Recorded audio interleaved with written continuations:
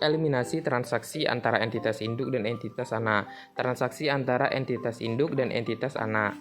Nah, di gambar 5.1, transaksi antar entitas dalam kelompok usaha menunjukkan bahwa entitas induk dan dua anak A dan B. Nah, kalau induk jual ke anak, maka disebut dengan transaksi hulu, dan anak jual ke induk disebut dengan transaksi hilir, sedangkan antara dua anak saling bertransaksi maka disebut dengan lateral. Nah, di gambar 5.2, konsep konsolidasi menunjukkan bahwa induk dan anak itu merupakan satu entitas atau satu kelompok usaha yang disebut dengan satu entitas tunggal, sehingga harus punya satu laporan keuangan dan dikonsolidasikan kepada laporan keuangan konsolidasian. Contoh 5.1, dampak terhadap pencatatan entitas induk dan jurnal eliminasi. Soalnya yaitu PT Palapa atau PTP memiliki 100% saham PT Samudra atau PTS selama tahun 2020. Terdapat transaksi penjualan persediaan oleh PTP ke PTS sebesar 10 juta.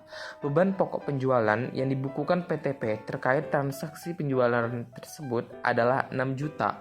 Bagaimana pencatatan dan jurnal yang harus dibuat PTP saat penyusunan laporan keuangan konsolidasian 2020? Ada info penting dari skenario 1, skenario 2, dan skenario 3. Nah, skenario 1, seluruh persediaan terjual. Nah, skenario 1 dapat digambarkan sebagai berikut, di mana terkait penjualan ke entitas anak, PTP melaporkan keuntungan sebesar 4 juta dari 10 juta dikurang 6 juta. Nah, keuntungan tersebut sudah terrealisasi karena persediaan yang diperoleh PTS dari PTP sudah terjual ke perusahaan non-afiliasi. Nah, oleh karena itu, tidak ada jurnal yang dibuat oleh PTP terkait penangguhan keuntungan transaksi hulu. Nah, transaksi hulu dalam contoh ini mengakibatkan pengakuan penjualan sebesar 10 juta dan beban pokok penjualan sebesar 6 juta oleh PTP. Di sisi lain, PTS itu membukukan penjualan sebesar 16 juta dan beban pokok penjualan senilai 10 juta. Nah, akun penjualan milik PTP dan beban pokok penjualan milik PTS harus dieliminasi karena transaksi penjualan tersebut terjadi dalam satu entitas. Nah, jurnal eliminasi yang harus dibuat adalah penjualan kepada beban pokok penjualan, yaitu penjualan 10 juta dan beban pokok penjualan 10 juta.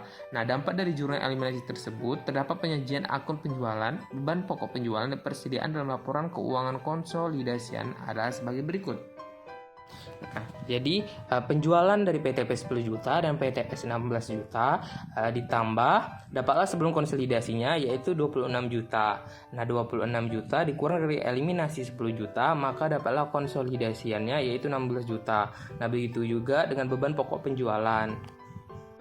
Lanjut, skenario 2, seluruh persediaan belum terjual. Skenario 2 dapat digambarkan sebagai berikut. Nah, keuntungan atas penjualan yang dibukukan PTP sebesar 4 juta belum terrealisasi karena hingga akhir periode persediaan tersebut masih dimiliki oleh PTS. Oleh karena itu, PTP harus mencatat penangguhan keuntungan atas penjualan tersebut menggunakan jurnal berikut, yaitu bagian laba atas entitas anak dan investasi pada entitas anak, di mana bagian laba atas entitas anak yaitu 4 juta dan investasi pada entitas anak yaitu 4 juta. Nah, oleh karena transaksi penjualan persediaan pada LS merupakan transaksi hulu, maka PTP mencatat keuntungan yang belum terrealisasi secara penuh. Nah, transaksi hulu pada contoh ini mengakibatkan pengakuan penjualan sebesar 10 juta dan beban pokok penjualan sebesar 6 juta oleh PTP. Dan belum terdapat penjualan yang dibukukan oleh PTS. Nah, dari sudut pandang konsolidasi, persediaan tersebut masih berada di perusahaan sehingga penjualan dan beban pokok penjualan yang diakui PTP harus dieliminasi secara penuh. Nah, keuntungan atas penjualan yang belum terrealisasi yaitu sebesar 4 juta juga dieliminasi dengan mengurangi persediaan. Nah, jurnal eliminasi yang dibuat adalah penjualan pada beban pokok penjualan dan persediaan. Nah, di mana penjualannya 10 juta, beban pokok penjualan 6 juta, dan persediaan 4 juta. Nah, dampak dari jurnal eliminasi tersebut terhadap penyajian akun penjualan, beban pokok penjualan, dan persediaan dalam keuangan konsolidasian itu dapat dilihat dari tabel 5.2. Nah, caranya juga sama seperti tabel 5.1 sebelumnya. Terlanjut yaitu skenario 3, sebagian persediaan terjual. Nah, skenario 3 itu dapat digambarkan sebagai berikut. Nah, oleh karena persediaan diperoleh dari PTP baru 75% yang telah terjual, maka terdapat keuntungan penjualan yang belum terrealisasi. Nah, besarnya keuntungan penjualan yang belum terrealisasi itu sebesar 1 juta dari 25% dikali 4 juta. Nah, sehingga PTP harus mencatat penanggulan keuntungan atas penjualan tersebut dengan membuat jurnal berikut, yaitu bagian laba atas entitas anak, investasi pada entitas anak, di mana bagian laba atas entitas anak 1 juta, investasi pada entitas anak 1 juta. Nah, transaksi hulu pada contoh ini melibatkan pengakuan penjualan sebesar 10 juta dan beban pokok penjualan sebesar 6 juta. Sementara itu, PTS mengakui penjualan senilai 12 juta dan beban pokok penjualan sebesar 7.500.000, yaitu dari 75% dikali 10 juta, maka dapat 7.500.000 tersebut. Nah, eliminasi dibuat atas akun penjualan yang dilaporkan PTP, yaitu senilai 10 juta. Nah, keuntungan atas penjualan yang belum terrealisasi sebesar 1 juta dieliminasi dengan mengurangi akun persediaan. Akun beban pokok penjualan dieliminasi sebesar 9 juta karena beban pokok penjualan yang akan disajikan dalam laporan keuangan konsolidasian hanya sebesar 4.500.000, di mana 4.500.000 itu dari 75% dikali 6 juta. Nah, jurnal dieliminasi yang harus dibuat sebagai berikut. Penjualan pada beban pokok penjualan dan persediaan, di mana penjualan itu 10 juta, beban pokok penjualan 9 juta, dan persediaan 1 juta. Nah, dampak dari jurnal eliminasi tersebut terhadap penyajian akun penjualan, beban pokok penjualan, persediaan, dan laporan keuangan konsolidasinya yaitu sebagai berikut. Di tabel 5.3. Nah, di tabel 5.3 itu, konsolidasi itu didapati dari sebelum konsolidasi dikurang eliminasi, dari 22 juta dikurang 10 juta gitu.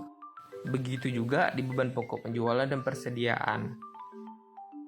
Lanjut di contoh berikutnya, yaitu transaksi hulu penjualan persediaan. Nah, berikut neraca saldo PT Nusantara dan PT Andalas per 31 Desember 2020. Nah, serta ada informasi tambahan berikut. Prosedur konsolidasi tahun pertama 2020. Nah, yaitu PT Nusantara akan mencatat investasi di PT Andalas menggunakan metode ekuitas. Nah, pencatatan yang dibuat PT Nusantara selama tahun 2020 itu sebagai berikut. Nah, di 1 Januari 2020 mencatat pembelian saham PT Andalas, yaitu investasi pada PT Andalas pada kas sebesar 900 juta. Nah, di 31 Desember 2020 itu mencatat bagian PT Nusantara dan laba neto PT Andalas, yaitu 200 juta dikali 75%, maka dapatlah investasi pada PT Andalas pada bagian laba atas PT Andalas besar 150 juta. Dan 31 Desember 2020 itu akan mencatat bagian PT Nusantara atas dividen PT Andalas, yaitu 50 juta dikali 75%, maka dapat kas pada investasi pada PT Andalas, yaitu sebesar 37.500.000. Nah, selama periode 2020 terdapat transaksi hulu, yaitu penjualan persediaan oleh PT Nusantara ke PT Andalas sebesar 100 juta. Nah, keuntungan dari penjualan tersebut adalah 60 juta dari 100 juta dikurang 40 juta. Hingga akhir periode 2020, persediaan tersebut belum terjual, oleh karena itu, keuntungan atas penjualan tersebut belum terrealisasi. Nah, PT Nusantara harus menangguhkan keuntungan tersebut secara penuh dan melakukan pencatatan sebagai berikut, yaitu pada 31 Desember 2020, bagian laba atas PT Andalas pada investasi pada PT Andalas yaitu sebesar 60 juta, yaitu dari 100 juta dikurang 40 juta. Nah, jurnal eliminasi 2020. Nah, berikut adalah berikut nilai aset neto atau aset bersih PT Andalas dan bagian PT Nusantara serta kepentingan non pengendali atas aset neto tersebut. Di tabel perhitungan jurnal eliminasi tersebut, bahwa saldo awal ditambah laba neto dikurang dividen, maka dapat saldo akhir. Nah, saldo akhir dikurang keuntungan belum terrealisasi, maka dapatlah saldo akhir disesuaikan, serta laba neto dikurang keuntungan belum terrealisasi, maka dapatlah bagian laba atas PT Andalas. Selanjutnya yaitu mengeliminasi bagian laba dan dividen PT Nusantara dan kepentingan non pengendali, serta investasi awal PT Nusantara di PT Andalas pada gambar berikut ini, yaitu mengeliminasi ekuitas dan investasi pada PT Andalas. Lanjut, persediaan yang diperoleh PT Andalas dari PT Nusantara itu belum terjual sampai akhir 2020, sehingga dari sudut pandang konsolidasi penjualan dan beban pokok penjualan PT Nusantara terkait transaksi hulu harus dieliminasi. Keuntungan atas penjualan juga harus dieliminasi karena keuntungan tersebut belum terrealisasi. Jurnal eliminasi yang dibuat itu adalah penjualan pada beban pokok penjualan dan persediaan, yaitu penjualan 100 juta, beban pokok penjualan 40 juta, dan persediaan yaitu 60 juta.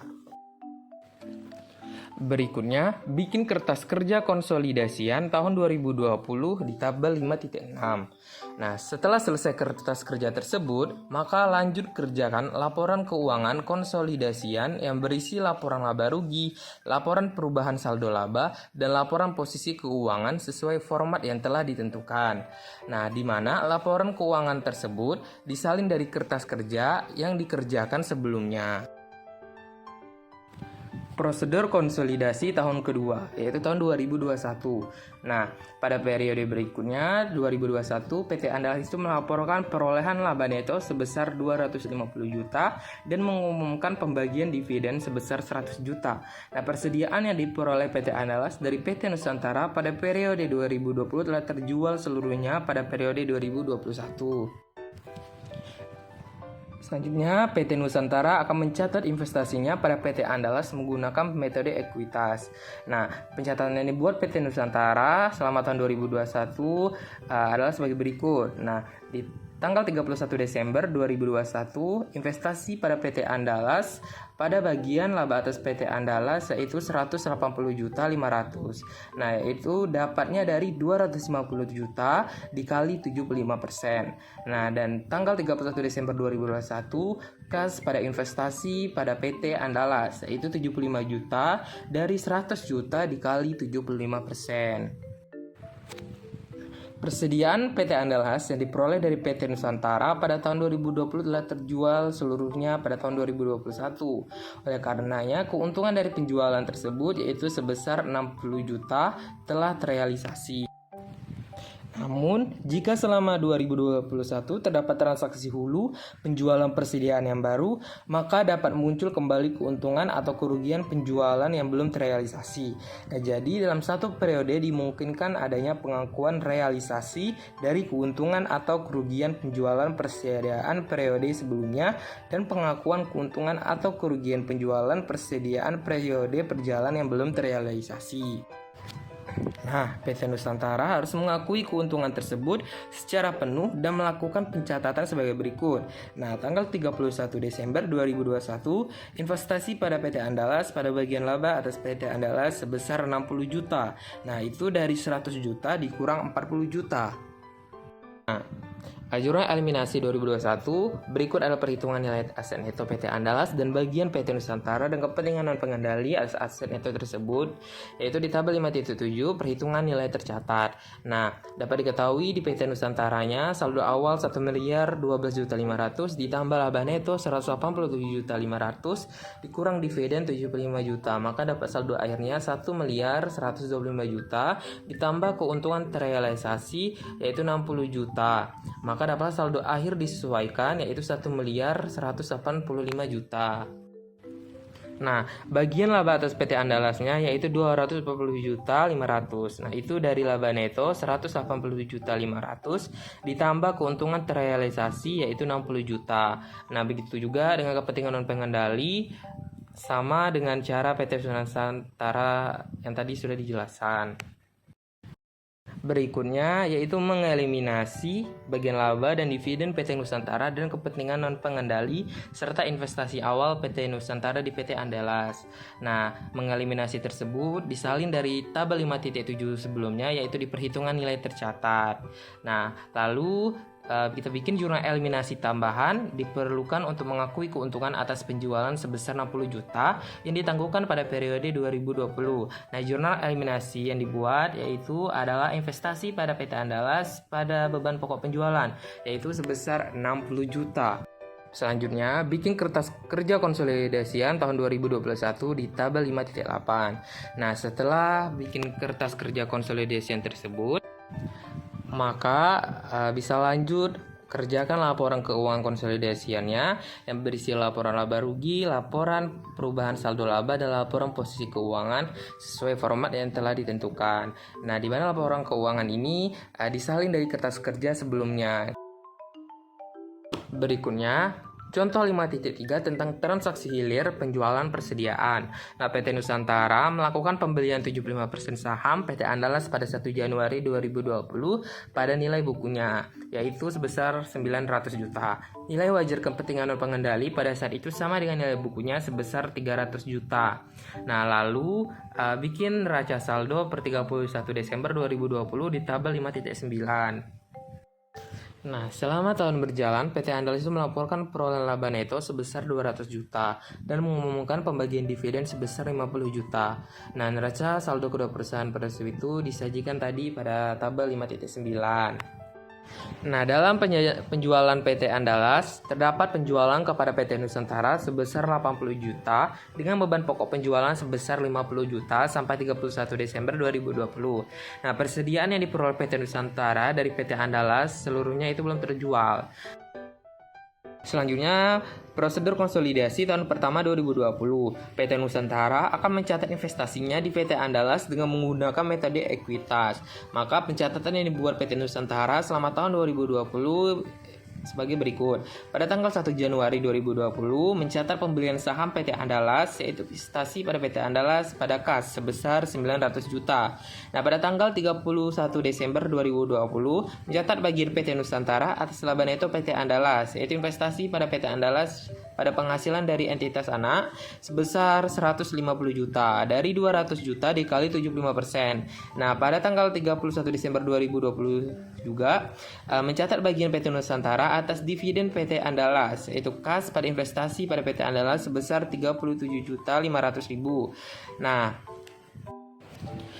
selama periode 2020 terdapat transaksi hilir, yaitu penjualan persediaan oleh PT Andalas ke PT Nusantara sebesar 80 juta. Atas penjualan tersebut, PT Andalas akan membukukan beban pokok penjualan sebesar 50 juta, sehingga keuntungan dari penjualan tersebut adalah 30 juta. Karena sampai dengan akhir periode 2020, persediaan tersebut belum terjual, maka keuntungan atas penjualan tersebut belum terrealisasi. PT Nusantara mencatat keuntungan yang belum terrealisasi hanya sebesar porsi kepemilikan PT Nusantara saja, yaitu 75% dari 30 juta. Jurnal yang dibuat oleh PT Nusantara adalah sebagai berikut. Pada tanggal 31 Desember 2020 mencatat keuntungan transaksi hilir yang belum terrealisasi, yaitu bagian laba atas PT Andalas pada investasi pada PT Andalas sebesar 22.500.000, yaitu dari 30 juta dikali 75%. Berikutnya jurnal eliminasi 2020, yaitu perhitungan nilai aset neto PT Andalas dan bagian PT Nusantara serta kepentingan non pengendali atas aset neto tersebut di tabel 5.10 ini. Nah, penjelasannya yaitu sama dengan perhitungan jurnal eliminasi sebelumnya, yaitu di tabel 5.5. Nah, lalu mengeliminasi bagian laba dan dividen PT Nusantara dan kepentingan dan pengendali serta investasi awal PT Nusantara di PT Andalas, yaitu kita salin dari tabel perhitungan jurnal eliminasi dari tabel 5.10. Selanjutnya yaitu mengeliminasi penjualan persediaan antara PT Nusantara dan PT Andalas dengan jurnal eliminasi berikut, yaitu penjualan pada beban pokok penjualan pada persediaan, di mana penjualannya 80 juta, beban pokok penjualan 50 juta, dan persediaan 30 juta. Nah, lalu bikin kertas kerja konsolidasi lagi pada tahun 2020. Nah, di tabel 5.11, setelah selesai kertas kerja tersebut, maka lanjut kerjakan laporan keuangan konsolidasian yang berisi laporan laba rugi, laporan perubahan saldo laba, dan laporan posisi keuangan. Nah, sesuai dengan format yang telah ditentukan, dan laporan keuangan ini diambil atau disalin dari kertas kerja yang dikerjakan sebelumnya. Berikutnya, prosedur konsolidasi tahun kedua 2021. Nah, untuk periode 2021, PT Andalas melaporkan perolehan laba neto sebesar 250 juta dan mengumumkan pembagian dividen sebesar 100 juta. Persediaan yang diperoleh PT Nusantara dari PT Andalas pada periode 2020 telah terjual seluruhnya pada periode 2021.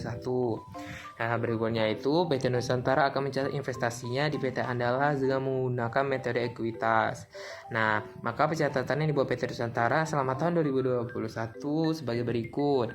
Nah, pada tanggal 31 Desember 2021 mencatat bagian PT Nusantara atas laba neto PT Andalas, yaitu investasi pada PT Andalas pada bagian laba atas PT Andalas sebesar 187.500.000, yaitu dari 250 juta dikali 75%. Nah, pada tanggal 31 Desember 2021 lagi, yaitu mencatat bagian PT Nusantara atas dividen PT Andalas, yaitu kas pada investasi pada PT Andalas sebesar 75 juta, dari 100 juta dikali 75%. Selanjutnya, PT Nusantara harus mengakui keuntungan tersebut sebesar bagiannya dan melakukan pencatatannya sebagai berikut. Nah, pada tanggal 31 Desember 2021 mencatat keuntungan transaksi hilir yang telah terrealisasi, yaitu investasi pada PT Andalas pada bagian laba atas PT Andalas sebesar 22.500.000, yaitu dari 30 juta dikali 75%. Nah, berikutnya yaitu jurnal eliminasi 2001. Nah, itu perhitungan nilai aset neto PT Andalas dan bagian PT Nusantara dan kepentingan dan pengendali atas aset neto tersebut. Nah, itu pada tabel 5.12. Tabel perhitungan jurnal eliminasi. Nah, di tabel 5.12 ini penjelasannya sama dengan perhitungan nilai tercatat sebelumnya di tabel 5.7. Berikutnya yaitu mengeliminasi bagian laba dan dividen PT Nusantara dan kepentingan pengendali serta investasi awal PT Nusantara di PT Andalas. Nah, yaitu mengeliminasi ekuitas dan investasi pada PT Andalas. Itu disalin dari tabel 5.12 yaitu perhitungan jurnal eliminasi. Berikutnya yaitu jurnal eliminasi tambahan yang diperlukan untuk mengakui keuntungan atau penjualan yang ditangguhkan pada periode 2020. Nah, jurnal eliminasinya sebagai berikut, yaitu untuk membalik keuntungan penjualan yang ditangguhkan di periode sebelumnya. Investasi pada PT Andalas, kepentingan pengendali pada beban pokok penjualan, di mana investasi pada PT Andalas 22.500.000, kepentingan non pengendali 7.500.000 dan beban pokok penjualannya itu 30 juta. Selanjutnya, bikin kertas kerja konsolidasian pada tahun 2021 di tabel 5.13. Nah, setelah selesai kertas kerja tersebut, maka lanjut kerjakan laporan keuangan konsolidasian yang berisi laporan laba rugi, laporan perubahan saldo laba, dan laporan posisi keuangan yang sesuai format ditentukan. Nah, laporan keuangan tersebut disalin dari kertas kerja yang dikerjakan sebelumnya. Selanjutnya yaitu contoh 5.4 dampak transaksi penjualan jasa terhadap jurnal eliminasi. Nah, PT Palapa atau PTP memiliki 100% saham PT Samudra atau PTS pada Desember 2020. PTP memberikan jasa perawatan mesin kepada PTS sebesar 20 juta. Tagihan telah dikirimkan pada 25 Desember 2020 sampai 31 Desember 2020. PTS belum membayar tagihan tersebut atas transaksi pemberian jasa tersebut. PTP akan membuat jurnal sebagai berikut, yaitu mencatat pembelian jasa perawatan mesin kepada PTS, piutang usaha pada pendapatan jasa sebesar 20 juta. Nah, sementara itu PTS akan membuat jurnal yang mencatat beban perawatan mesin, yaitu beban perawatan pada utang usaha yaitu sebesar 20 juta. Selanjutnya, pendapatan jasa yang diakui PTP harus dieliminasi karena pendapatan tersebut diperoleh dari entitas anaknya sendiri, yaitu PTS. Sedangkan dari sisi PTS, beban perawatan juga harus dieliminasi karena manfaat atas beban tersebut diperoleh dari entitas anak. Sehingga jurnal eliminasi yang dibuat sebagai berikut, mengeliminasi pendapatan jasa PT dan beban perawatan PTS. Nah, itu pendapatan jasa pada beban perawatan yang sebesar 20 juta. Dari sudut pandang konsolidasi, PTP dan PTS merupakan satu kesatuan sehingga utang piutang di antara kedua perusahaan harus dieliminasi. Nah, jurnal eliminasinya yaitu mengeliminasi utang piutang antara PTP dan PTS. Utang usaha pada piutang usaha sebesar 20 juta. Nah, untuk transaksi pemberian jasa dari entitas anak ke entitas induknya, transaksi hilir, jurnal eliminasi yang dibuat sama dengan jurnal eliminasi transaksi hulu di atas. Selanjutnya, ilustrasi komprehensif. Nah, contohnya PT Pandawa telah melakukan pembelian 80% saham PT Satria pada 1 Januari 2020 seharga 800 juta. Pada tanggal tersebut, nilai wajar kepentingan non-pengendali sebesar 200 juta. Nilai tercatat aset neto PT Satria pada 1 Januari 2020 sebesar 800 juta. Perhitungan diferensial dari akuisisi PT Pandawa terhadap PT Satria dapat ditunjuki melalui perhitungan pada gambar berikut ini. Nah, di mana non pengendalinya sebesar 1 miliar, saham biasa 500 juta, saldo laba 300 juta. Nah, 500 juta ditambah 300 juta, maka dapatlah 800 juta. Jadi selisih diferensialnya yaitu 200 juta. Nah, lalu diferensial yang disebabkan oleh adanya perbedaan antara nilai wajar dan nilai buku beberapa aset PT Satria sebesar 150 juta, sedangkan sisanya merupakan goodwill. Nah, berikut perincian dari total diferensinya. Nah, persediaan itu 25 juta, tanah 75 juta, bangunan 50 juta, dan goodwill 50 juta. Nah, selanjutnya, kita bikin neraca saldo per 31 Desember 2020 pada tabel 5.14, serta ada informasi tambahannya. Selanjutnya yaitu prosedur konsolidasi tahun 2020. Nah, PT Pandawa mencatat investasinya di PT Satria menggunakan metode ekuitas. Nah, berikut ini adalah pencatatan yang dibuat PT Pandawa selama tahun 2020. Nah, pada tanggal 1 Januari 2020 mencatat pembelian saham PT Satria, yaitu investasi pada PT Satria pada kas sebesar 800 juta. Nah, pada tanggal 31 Desember 2020 mencatat bagian PT Pandawa atas laba neto PT Satria, yaitu investasi pada PT Andalas pada bagian laba atas PT Satria sebesar 320 juta. Nah, 320 juta tersebut dari 400 juta dikali 80%. Nah, pada tanggal 31 Desember 2020 lagi mencatat bagian PT Pandawa atas dividen PT Satria, yaitu kas pada investasi pada PT Satria sebesar 80 juta. Nah, dari 100 juta dikali 80%. Karena persediaan yang menyebabkan munculnya diferensial pada tanggal akuisisi seluruhnya terjual.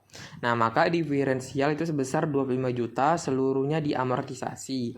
Sementara itu, bangunan memiliki sisa umur manfaat 10 tahun, sehingga diferensial akan diamortisasi selama 10 tahun. Nah, nilai amortisasi tiap tahunnya ada 5 juta, yaitu dari 50 juta dibagi 10 tahun selama tahun 2020. Nah, tidak terdapat penurunan nilai atas goodwill, sehingga amortisasi diferensial yang harus dicatat PT Pandawa untuk tahun 2020 adalah 24 juta. Dari 25 juta ditambah 5 juta dikali 80%. Nah, selanjutnya itu mencatat amortisasi diferensial, yaitu pada tanggal 31 Desember 2020 bagian laba atas PT Satria pada investasi pada PT Satria sebesar 24 juta, yaitu dari 30 juta dikali 80%. Nah, atas transaksi penjualan persediaan dari PT Pandawa ke PT Satria, PT Pandawa memperoleh keuntungan sebesar 150 juta, itu dari 400 juta dikurang 250 juta. Sampai akhir 2020, persediaan tersebut baru terjual sebesar 40%, sehingga terdapat keuntungan yang belum terrealisasi sebesar 90 juta, dari 150 juta dikali 60%. Terkait keuntungan yang belum terrealisasi tersebut, PT Pandawa membuat pencatatan berikut, yaitu mencatat keuntungan transaksi hulu penjualan persediaan yang belum terrealisasi, yaitu pada tanggal 31 Desember 2020 bagian laba atas PT Satria pada investasi pada PT Satria sebesar 90 juta, itu dari 150 juta dikali 60%. Nah, atas transaksi penjualan persediaan dari PT Satria ke entitas induknya, PT Satria memperoleh keuntungan sebesar 120 juta, itu dari 200 juta dikurang 80 juta. Sampai akhir 2020, seluruh persediaan tersebut belum terjual, sehingga seluruh keuntungan belum terrealisasi. Oleh karena transaksi ini merupakan transaksi hilir, PT Pandawa akan mencatat sebesar bagian kepemilikannya saja. Nah, berikut ini pencatatan yang dibuat PT Pandawa, yaitu mencatat keuntungan transaksi hilir penjualan persediaan belum terrealisasi pada tanggal 31 Desember 2020, itu bagian laba atas PT Satria pada investasi pada PT Satria sebesar 96 juta, itu dari 120 juta dikali 80%.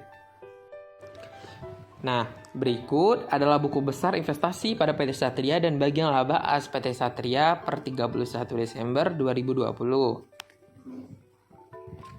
Berikutnya adalah perhitungan nilai aset neto PT Pandawa dan bagian PT Satria dan kepentingan pengendali atas aset neto tersebut di tabel 5.15. Nah, diketahui di bagian PT Pandawa bahwa saldo awalnya 640 juta ditambah laba neto 320 juta dikurang dividen 80 juta. Maka dapat saldo akhirnya 880 juta. Nah, saldo akhir 880 juta dikurang transaksi hulu persediaan 90 juta dikurang transaksi hilir persediaan 96 juta. Maka dapat saldo akhir disesuaikan yaitu 694 juta. Nah, untuk mencari bagian laba atas PT Satria, maka labanya itu 320 juta, dikurang transaksi hulu persediaan 90 juta, dikurang transaksi hilir persediaan 96 juta. Maka dapatlah bagian laba atas PT Satria tersebut 134 juta. Nah, untuk mencari bagian laba kepentingan pengendali, maka laba neto dikurang transaksi hilir persediaan. Nah, berikutnya yaitu mengeliminasi ekuitas dan investasi pada PT Satria dengan membuat jurnal eliminasi. Nah, jurnal eliminasi ini angkanya disalin dari tabel 5.15 sebelumnya, yaitu di perhitungan jurnal eliminasi. Nah, selanjutnya yaitu skedul perhitungan saldo diferensial selama tahun 2020 pada gambar berikut ini. Nah, lalu jurnal eliminasi berikutnya dibuat untuk mengalokasikan dan mengamortisasi diferensial. Nah, untuk ilustrasi komprehensif, kedua jurnal tersebut digabungkan sebagai berikut.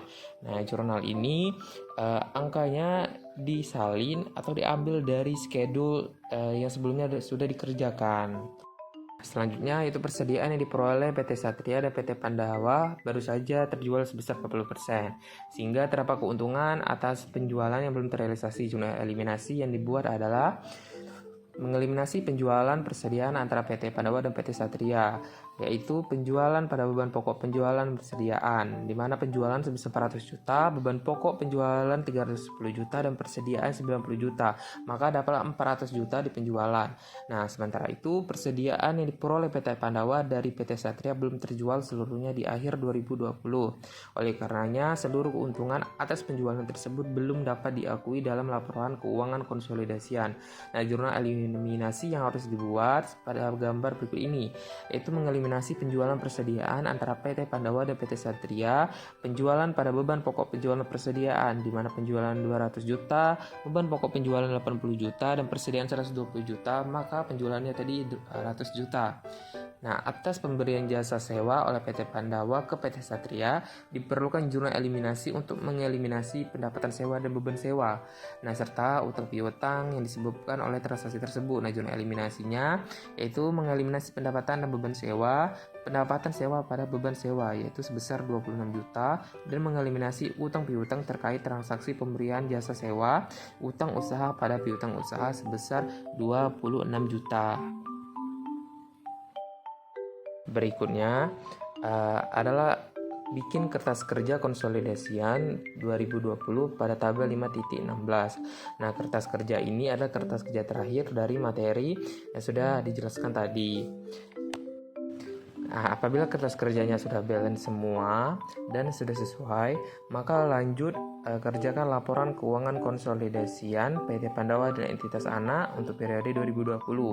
Nah, laporan keuangan ini berisi laporan laba rugi, laporan perubahan saldo laba, dan laporan posisi keuangan konsolidasian.